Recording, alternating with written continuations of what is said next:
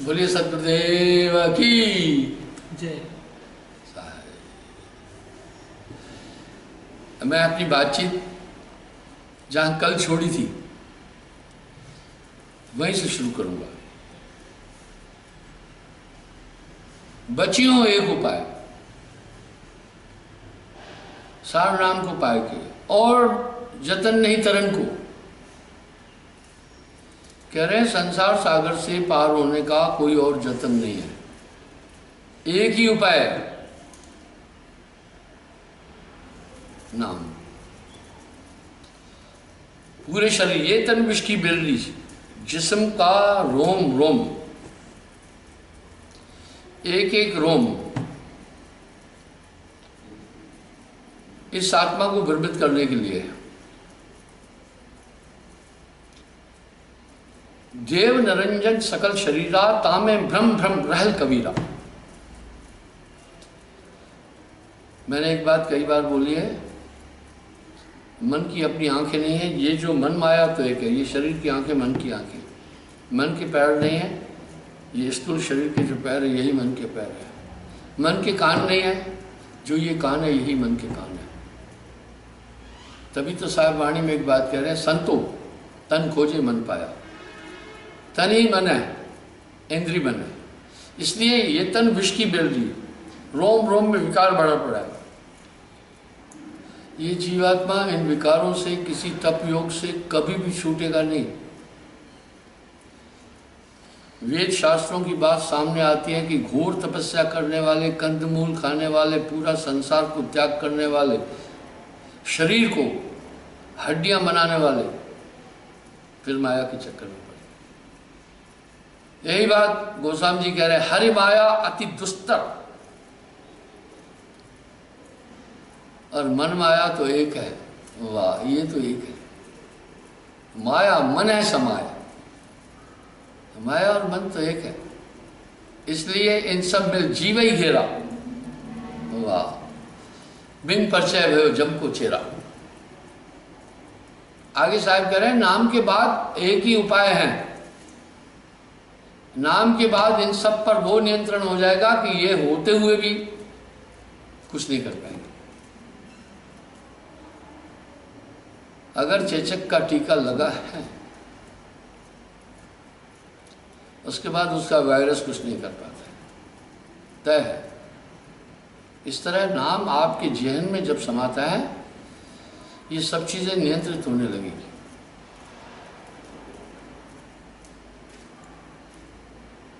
जात तजे और मोहन आवे।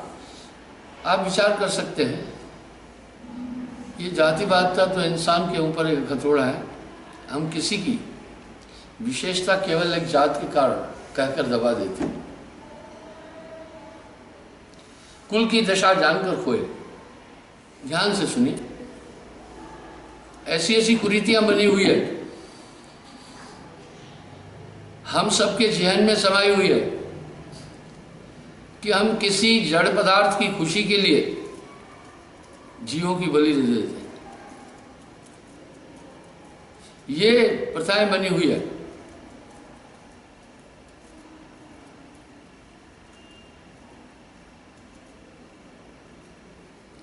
अब साहब कह रहे, तब ते हैं हम दे उबारी, निश्चय कब नहीं संत लबारी।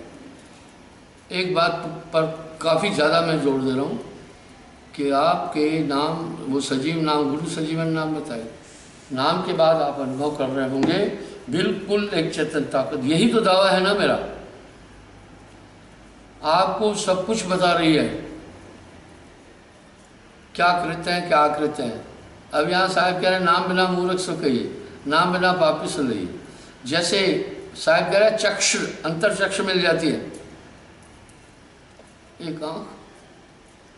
पिछली जिंदगी को अगर पूरा आप उस पर अध्ययन करेंगे तो बिल्कुल अटपटी जिंदगी थी।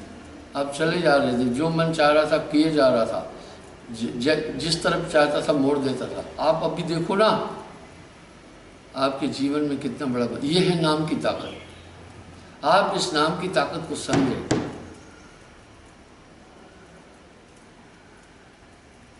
तब ते हम ले हो बारी, निश्चय कहूँ नहीं संत लबारी। साहब कह रहे हैं धर्मदास उसको मैं उबारता हूँ, पक्की बात कह रहा हूँ, झूठ नहीं है।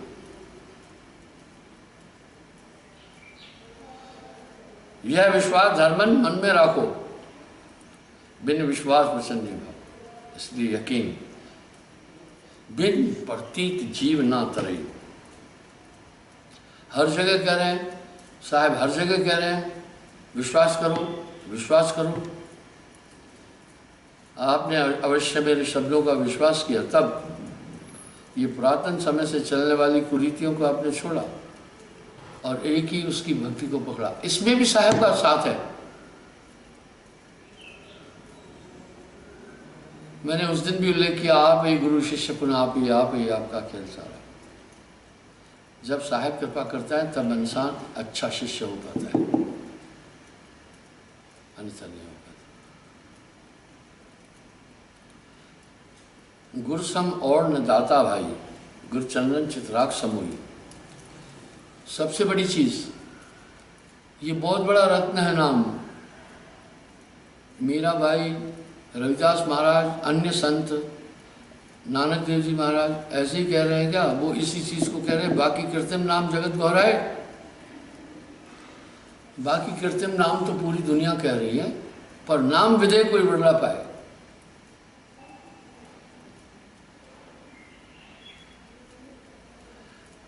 दानी और न दूसरा जग, गुरु मुक्ति दान जनाइया। गुरु से बड़ा दानी कोई नहीं है, वो मोक्ष दान देते हैं।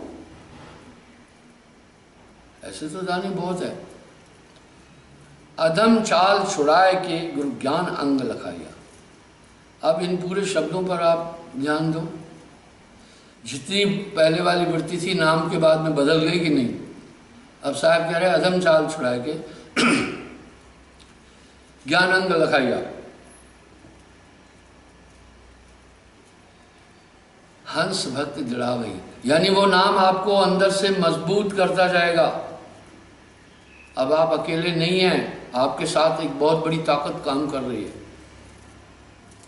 वो तरंगों से, वाणियों से, ऐसा भी नहीं है कि वो ताकत आप नहीं अनुभव कर रहे, उस ताकत को आप अनुभव कर रहे हैं। वो अपनी मौजूदगी ताकत आपको दर्शा रही है और आप भीतर से इसको जान रहे हैं। बस अपनी सुरती से वही संभाल के रखो।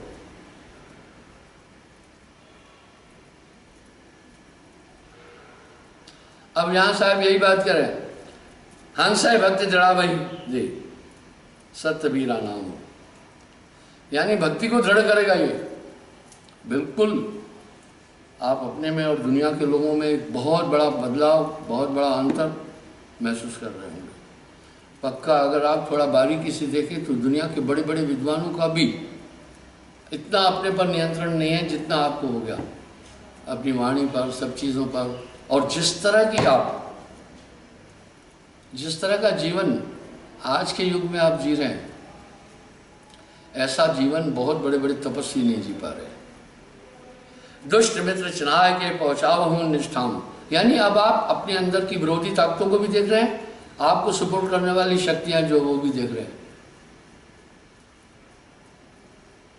16 वो शक्तियां आपके साथ आ गई, सत्य, ज्ञान, विचार, प्रेम, आनंद, दीनता, मित्रासनता, परमार्थ, विवेक, त्याग, वैराग्य आदि। इन सब में लहे विश्राम, ये सब आपकी मदद में है। कई ऐसे मौके आए होंगे, आपके बहुत बड़े बड़े काम साहब ने संभाले होंगे। कई ऐसे मौके आए होंगे, आपको जीवन दान भी मिला होगा, दुर्घटनाओं से भी बचाया होगा। जो सद्गुण नहीं मिलता सी तो यम लेता सी फाड़। अब आप दुष्ट और मित्र, इनको आप परख रहे हैं।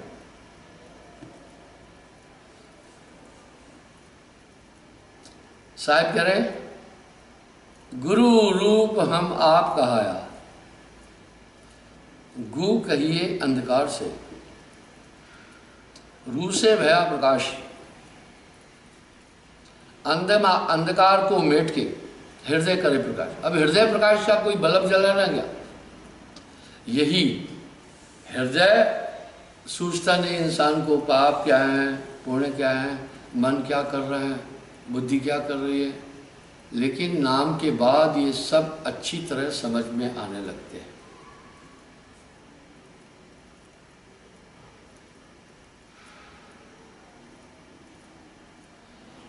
इस प्रकार से समस्त जीव काल के फंदे में साहब एक शब्द बोल रहे हैं, एक तो हुए ताए समझाऊं, सभी बुलान है पिटवा के धंधा, मैं किस किस को समझाऊं।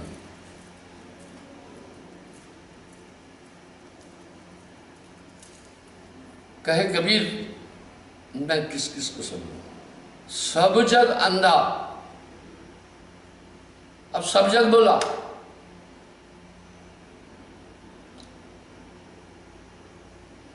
आगे कह रहे हैं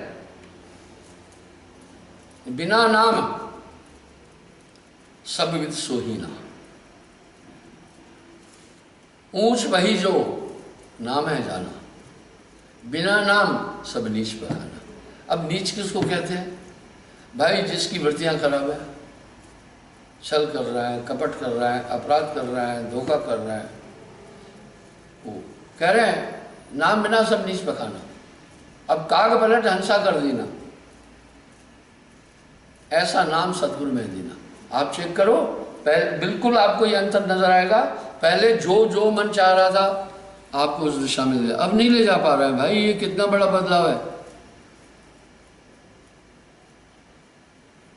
पर दुनिया को ये चीजें नहीं दिखेगी, बस अपने दिल से जानिए मेरे दिल की बात। मैंने एक बार बहुत एक उदाहरण दिया है। दुनिया ये देखती है कि ये गरीब है, साहब ने क्या दिया, वाह वाह वाह वाह। मेरा एक सत्संगी एक बहुत बड़ी राइस मिल में चपरासी का काम करता था, चौकीदार का। वो क्या करता था, चावल को मिल में डालने से पहले धूप दिखाता, तो उस पर पशु भी आ जाते, पक्षी भी आते हैं, उनको कंट्रोल करना। पर हमेशा वो साहब के गुण गाता था। सेठ ने कहा, यार एक बात बता, तू साहब साहब करता रहता है, आखिर तुम्हें साहब ने दिया क्या है? जैसे तू पहले कंगला था वैसे ही अभी भी। तेरे बाल बच्चों को उतनी सुविधा नहीं है, तुम्हारा घर भी उतना अच्छा नहीं है, तू क्या साहब साहब बोलता है? उसने कहा, सेठ जो कुछ मुझे गुरु ने दिया है उसे देखने के लिए एक आंख चाहिए, वो ऐसे नहीं दिखेगा। सेठ ने कहा, तो भी बताओ। उसने कहा, सेठ मैं बहुत संतुष्ट रहता हूं, अंतर में शांति है। बोला, फिर और क्या दिया? बोला, मेरे जितने ऐब थे वो सब छूट गए। बोला, और क्या दिया? बोला, अच्छा बुरा मुझे ठीक से समझ में आता है, कृताकृत मैं समझता हूं, मेरी कोई गाड़ी रुकती नहीं है, मैं तंदुरुस्त हूं, घर में बड़ी शांति है। बोला, और क्या दिया? बोला, और मुझे हमेशा लगता है मेरे नाम ही नहीं बोला, एक ताकत मेरे साथ है, मेरी मदद करती है, मैं अपनी बुराइयों को समझ पा रहा हूँ, अपने मन को देख पा रहा हूँ। बोला, और क्या दिया? बोला, सेठ और बचा क्या? आपके पास धन है, देखो आप भी बीमार हैं, आपकी पत्नी बीमार है, कितना आपस में लड़ाई झगड़े मुकदमे, हमेशा टेंशन में रहते हो। सोने के लिए भी नींद की गोली का प्रयोग करते हो। मैं मस्ती में सुमरन करता करता सोता हूँ। और बचा क्या सेठ?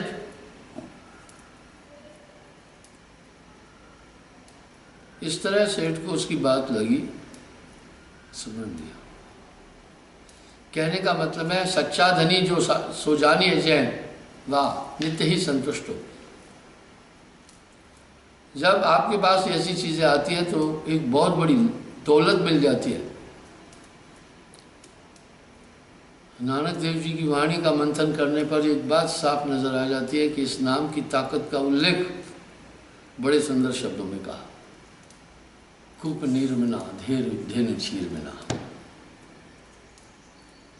10 प्राणी सतनाम बिना। बहुत सुंदर अलंकार से समझा रहे। हस्ती दंत बिना, पंछी पंख बिना, जैसे देह नैन बिन हीना, 10 प्राणी सतनाम बिना। वाह! आदमी नाम बिना अंधा है, वो अंधेरे में है। मन जहां चाहता है घसीट के ले जाता है। आप मन से उम्मीद मत करना कि आपको कहीं शुभ कर्मों की तरफ लगाएगा, कभी नहीं उम्मीद करना। पानी की एक वृत्ति है, हमेशा ढलान की तरफ बहता है। मन की वृत्ति है, ये विषयों की तरफ ही दौड़ाएगा, ये भक्ति की तरफ नहीं दौड़ाएगा। मुझे एक बात की खुशी है, कम से कम सभी उपासना करने वाले, सभी उपासना करने वाले इस बात को तो स्वीकार कर रहे हैं कि मन और माया ने बांधा हुआ है।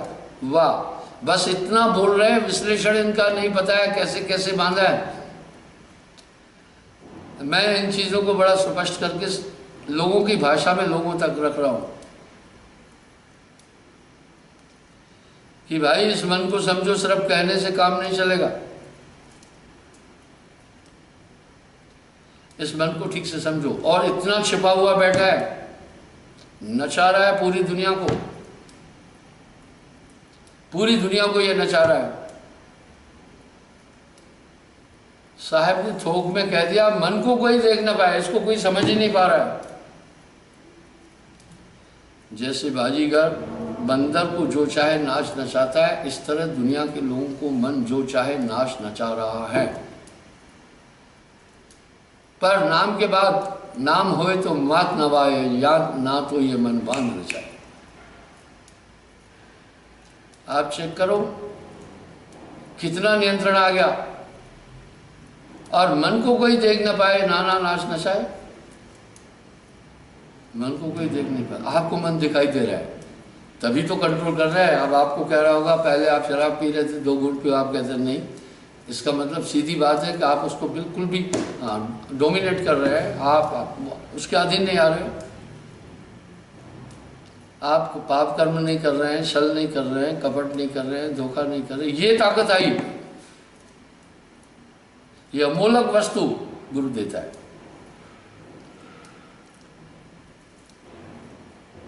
गुरु पुरुष नहीं आन निश्चय कर जो मानही, वाह! ताहे मिले सैदान मिटे काल कलेश सब। अब यहां साहब एक तकाजा कर रहे हैं, गुरु और परमात्मा में अंतर नहीं। ऐसा क्यों? आखिर इतना भरोसा उन पर क्यों रखा जाए? क्योंकि वो पूरे शास्त्र, पूरे वेद, पूरी दुनिया निरंजन तक की बात कर रही है, 3 लोग तक की बात कर रही है।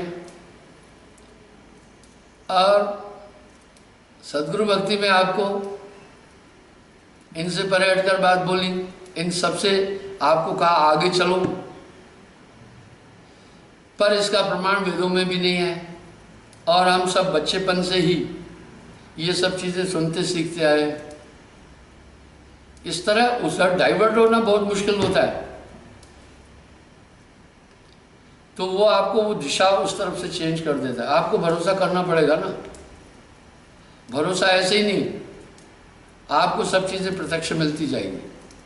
हाँ, आपके अंदर भरोसा है। आपने कुरीतियां अन्य भक्तियों को छोड़ा, पर आप अनुभव करते होंगे आपने क्यों छोड़ा? अंदर से उस नाम की ताकत ने आपको पूरा समझाया।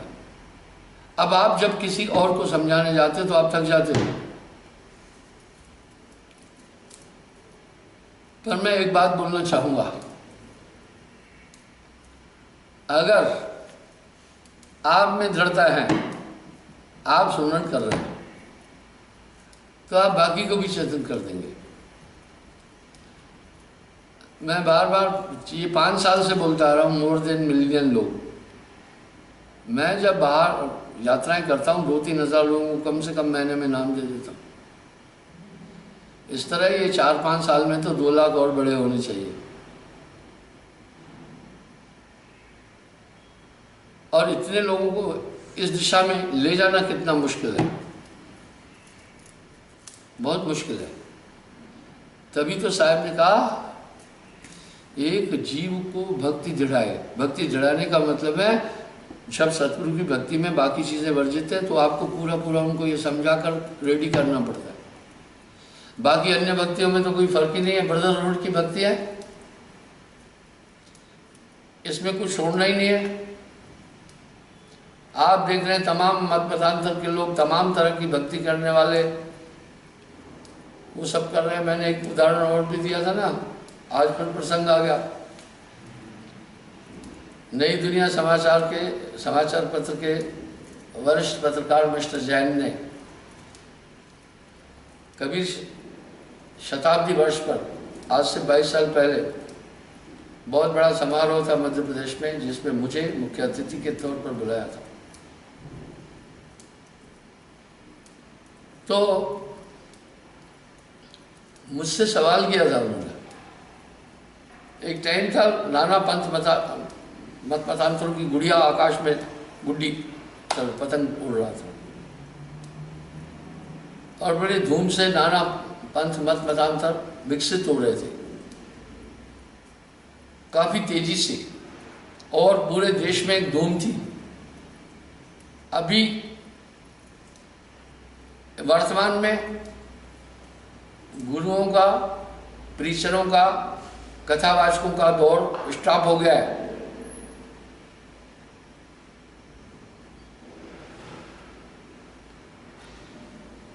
क्योंकि कुछ विभूतियों ने ऐसे ऐसे काम किए जिसके कारण से लोगों का डाइवर्शन हो गया उनकी तरफ से। पर उस समय भक्ति की गुड़िया पतंग ऊंचाई पर था। उन्होंने मुझसे एक बात पूछी कि महाराज क्या बात है, आजकल पूरी दुनिया भक्ति की तरफ दौड़ रही है, भक्ति का महात्म हो गया, चारों तरफ भक्ति का ढोल लगता है। इंसान छल कपट से तंग आकर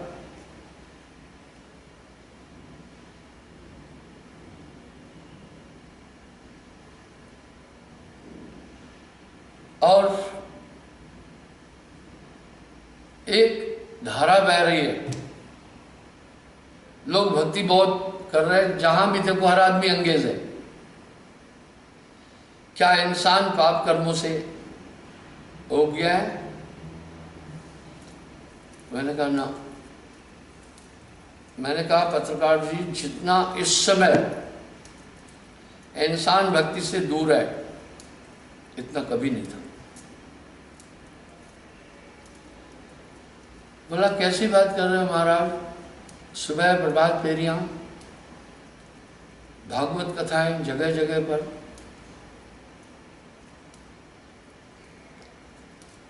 भजन कीर्तन, प्रभात मंडलियां, सत्संग समारोह, बड़े बड़े महात्मा पूरे देश में घूम रहे हैं, हजारों लाखों की तादाद में लोग उनको फॉलो कर रहे हैं। आप कह रहे हैं कि आज इंसान भक्ति से बड़ी दूर है। मुझे शुक्रात की एक बात याद आ गई।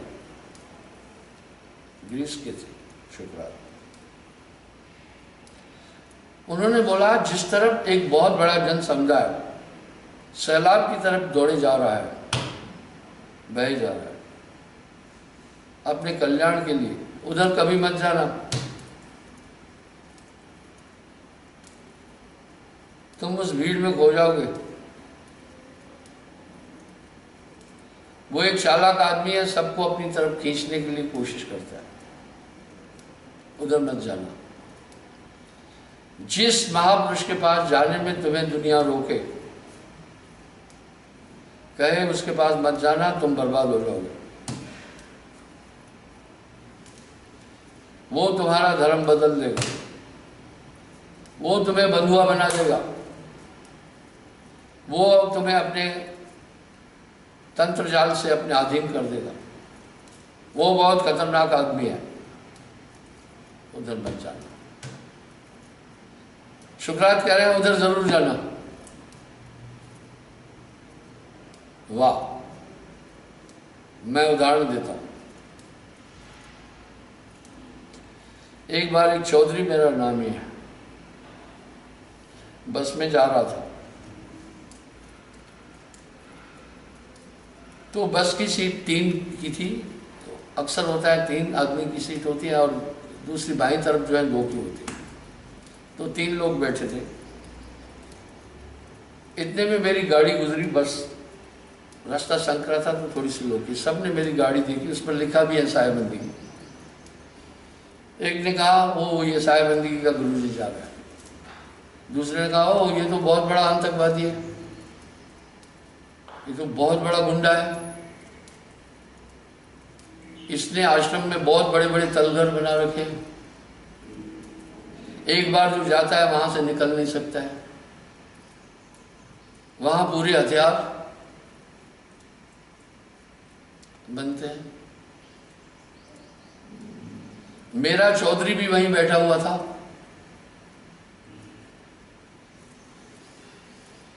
वो काफी डेडिकेट सत्संगी है। उसने बोला तुम कहाँ के रहने वाले हो? बोला मैं छावनी साइड का हूँ, चौधरी हूँ। सहयोग से वो मेरा नाम भी चौधरी था। उसने कहा ऐसा कुछ भी नहीं है, ये तुमने अफवाहें। बोला पब्लिक कह रही है, लोगों में निंदो। पब्लिक भोली भाली है और ऐसे लोग शातिर हैं जो पब्लिक को गुमराह कर देते। उसने कहा तुम मेरे साथ चलना। पूर्णिमा को वहां बहुत बड़ा आयोजन होता है 3 दिन का। वो अपने किराए से, अपने खर्चे से उसको लेके आया, पूरा आश्रम घुमाया, सत्संग सुना, सब चीज सुन देखी। बोलने लगा पब्लिक ने तो कुछ और ही और बताकर रखा है कि वहां हथियार बनते हैं, बम गोले वहीं बनते हैं, आतंकवादी, इससे बड़ा कोई है नहीं। इवन मेरे कमरे में भी कोई चौकीदार नहीं है जहां मैं रहता। लोग तो मेरे रूम में बंदगी करने आते, कोई बेडरूम में किसी को आने नहीं देता। पूरा आश्रम दिखाया, बोला ये बता, पूरा मामला यहाँ खुल्लम खुल्ला है। तो वो चौधरी बड़ा आश्चर्यचकित हुआ कि लोगों ने तो बड़ी बड़ी कहानियां बना रखी है। अब सवाल उठा कहानियां क्यों बनाई, कहानी बनाने वाले कौन थे, उन्हें मुझसे इतनी शिकायत क्यों थी, बड़े व्यापक तौर पर दुष्प्रचार क्यों किया। आओ मैं बताता हूं। सबसे पहले ये उन लोगों की प्रॉब्लम है, मेरी प्रॉब्लम नहीं है। जब मैं लोगों को कहता हूं एक ही भक्ति करो परम पुरुष की, तो जगह जगह जो दुकानें बना रखी है उन्होंने अपना काम चलाने के लिए, उनको तो प्रॉब्लम होगी कि नहीं होगी। वो अपनी भंडास निकालने के लिए भोले भाले लोगों में ये शोषा उड़ाते हैं, और जहां एलिटेसी है वहां शोषे ज्यादा होंगे। क्या बात कही, जगत भगत में बह रहे चारों युग परमात्मा। दूसरा, नामदान लेने वाले को कहता हूँ टोना टोटका जादू झड़ी जंत्र मंत्र ग्रह नक्षत्र भूत प्रेत नहीं मानना, ये कुरीतियां छोड़।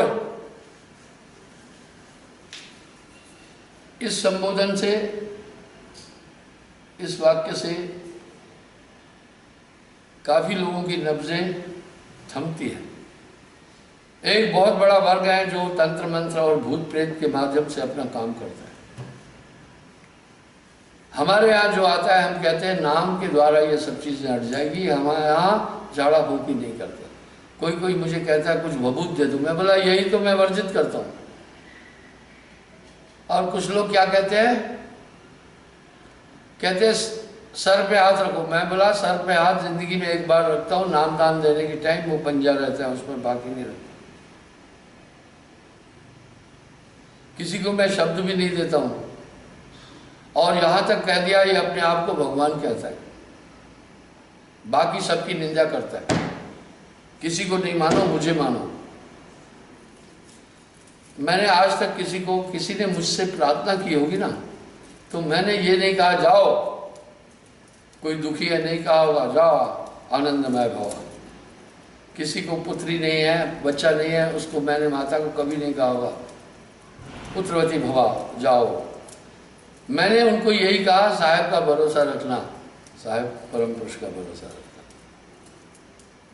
कबहू कहे कि मैं किया तो गनी सहेगा मार, मैंने ऐसा कभी बोला ही नहीं है। तो वो तबका काफी लंबा है खटदर्शन। अब खटदर्शन पर साहब ने सीधी सीधी बात बोली, जोगी जंगम सेवड़ा कर्मकांडी सन्यासी दरवेश खट दर्शन ये सभी काल के रेश। भक्ति का संचालन छह तब के करते, हमारा विरोध छह तब के ही कर लेते। जोगी वो सिद्धि रिद्धि सिद्धियों की बात करता है, तंत्र विद्या की बात करता है, हम नकार रहे हैं।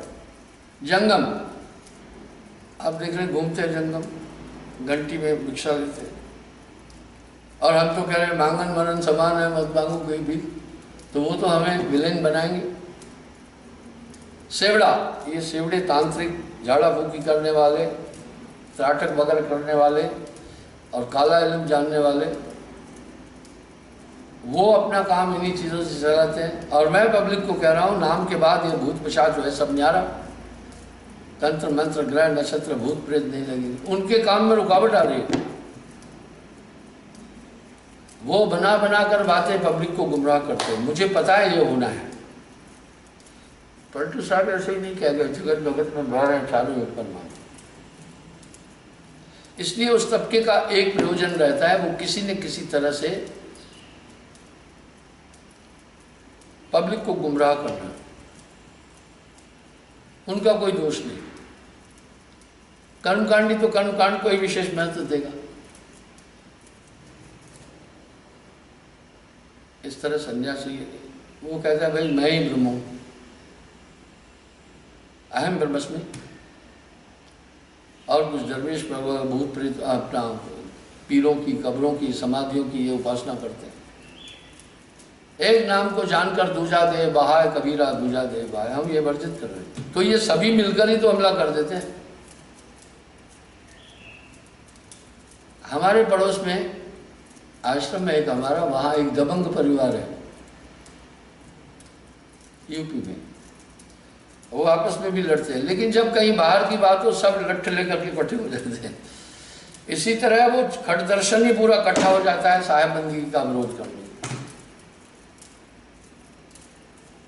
ये बात सिर्फ मेरे लिए नहीं है, ये आपके लिए भी होगी।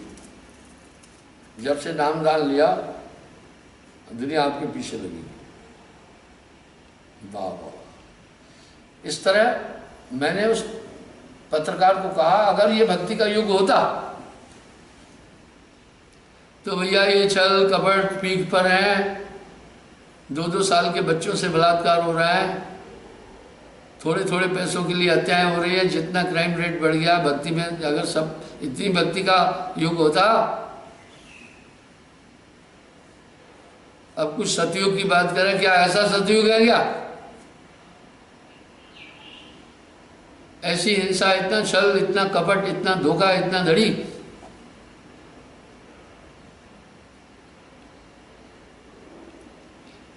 ऐसा सतयुग है क्या? बस वो आया, बाज आया, मैं ऐसे सतयुग से। मैंने उस दिन भी एक उदाहरण दिया था। एक मौलवी अपनी तकरीर में कह रहा था कि ये खुदा की मर्जी के बिना एक पत्ता भी नहीं हिलता, सब चीज़ें बयान कर रहा था। चोर भी बैठा था, सुन रहा था। चोर ने जब देखा कि ये अपने काम में मशगूल है तो मौलवी के घर चोरी करने चला गया। मेरे नामियों के घर भी चोरियां होती हैं, उनको पता है। पूर्णिमा पर बड़े आयोजन में, ओपन प्रोग्राम में संगत जाती है। तो मैंने उनको कहा भैया, और उनकी चोरी हो जाती है, उनको पता है चोर को कि ये घर में अभी नहीं। तो मैंने उनको कहा दिन में माता बहनें आए, शाम को आप आए, शाम को भी सत्संग होता है। वाह वाह वाह। चोर ने जाकर हाथ सफा किया मौलवी के घर, देखा मौलवी तो अभी वो तकरीर में मशगूल है। संयोग से वो पकड़ा गया और लोग उसे मारने लगे। अक्सर चोर को मारते हैं। मौलवी तक भी गुहार पहुंची। मौलवी भी गया, बोला क्यों मार रहे? बोला आपके घर की चोरी कर रहा था घर में। मौलवी भी मारने लगा। चोर ने कहा महाराज सुनो मौलवी साहब, आप ज्ञानी हो, इनको नहीं पता है। आपने खुद फरमाया कि खुदा की मर्जी के बिना कोई पत्ता नहीं हिलता। जो मैं चोरी करने गया ये खुदा की मर्जी थी ना। आप तो समझते हैं, फिर आप क्यों मार रहे हैं? उसने बोला ये भी खुदा की मर्जी से तुझे मार रहा हूं। पता है चोर ने क्या जवाब दिया? बाज आया मैं ऐसे खुदा से, बाज आया मैं ऐसे खुदा से जो चोर को कहता चोरी कर और मालिक को कहता मर मार। ऐसे दोगले खुदा से मैं बाज आया। तो मैं भी उसको कहा ये तुम्हारा सतयुग कैसा है? ये कैसा सतयुग है? कुछ लोग लंबे समय से सतयुग सतयुग की रट लगाए हुए हैं। मेरा उनसे सवाल है, ये है सतयुग? अब वो हवाला क्या दे रहे हैं कि अभी चारों तरफ शांति है, चारों तरफ सुख है, चारों तरफ अमन है। ये अमन है? क्राइम रेट को आप देखें तो कितना बढ़ गया है।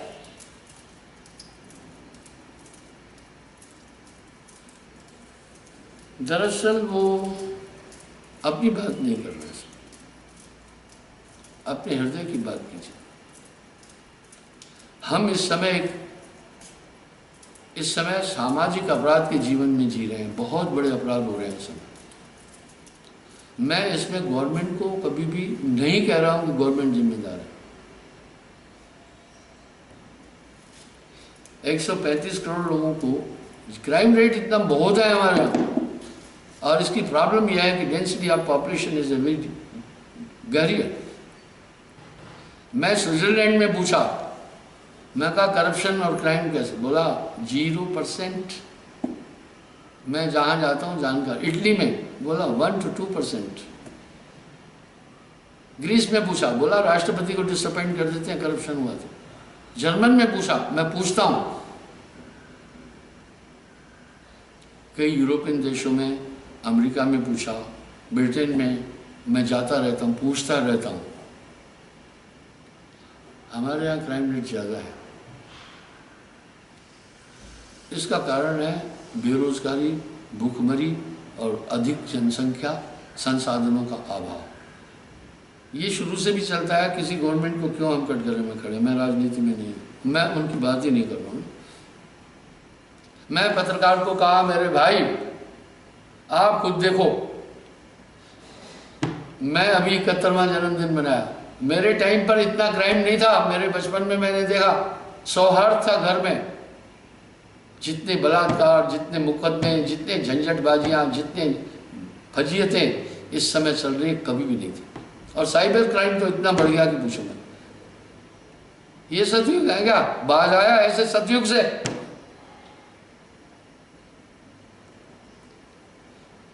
जैसा कि उस चोर ने कहा बाज आया मैं ऐसे खुदा से जो चोर को चोरी के लिए बोलता है और साहूकार को कहता है इसको मार, दोगली जीती। नहीं, मैंने पत्रकार को समझाया हम इस समय बड़ी त्रासदी में जी रहे हैं।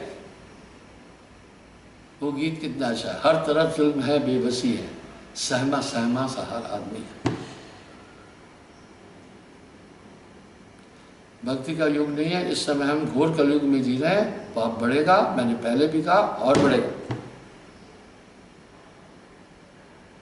तो बनो, चलती चक्की देखकर दिए कबीरा रोए, दो पाटन के बीच में साबित बचा न कोई।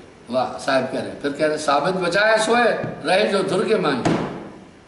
वो चक्की की धुरी जो जहाँ कीला लगा, वो जो दाना वहाँ पहुँचता है वो साफ है। सिर्फ जो सच्ची भक्ति में है वो बच रहे हैं, बाकी सबको निरंजन खा रहा है, सब अशांत है। हर एक टाइम था हमारे यहाँ, मेरे समय में मैंने देखा, मैं बाबा आदम के ज़माने का नहीं हूँ, 71वां वर्ष है मेरा। आदमी संतुष्ट था, हाय माया थी नहीं, अगर कुछ भी नहीं है घर में, वो खा पी कर मस्त था। अभी हमारे जो करोड़पति है वो परेशान है, वो भी संतुष्ट नहीं है। हम अपनी संस्कृति को भूलकर पाश्चात्य संस्कृति के अनुसार जी रहे हैं, और पाश्चात्य देशों में इतनी पॉपुलेशन नहीं है और संसाधन ज़्यादा है। लेकिन हमारे देश में पॉपुलेशन ज़्यादा होने के कारण संसाधन तो काफ़ी है, पर सब तक वो संसाधन नहीं पहुंच पा रहे हैं। इसमें किसको दोष दें? ये तो बेवकूफ़ी है, वो तो राजनीति है, एक दूसरे पर दोषारोपण करना, ये तो राजनीति का गुण है। मैं राजनीति में हुई नहीं, ये हमारी विषमता है, ये हमारी मजबूरी है। मैं कहता हूँ गवर्नमेंट अगर हर महीने भी आपको पैसे देती रहेगी, जीवन की स्वावलंबी बनो, आत्मनिर्भर बनो, अपने जीवन यापन का जरिया स्वयं चुनो, अपनी आवश्यकताओं को कम करो।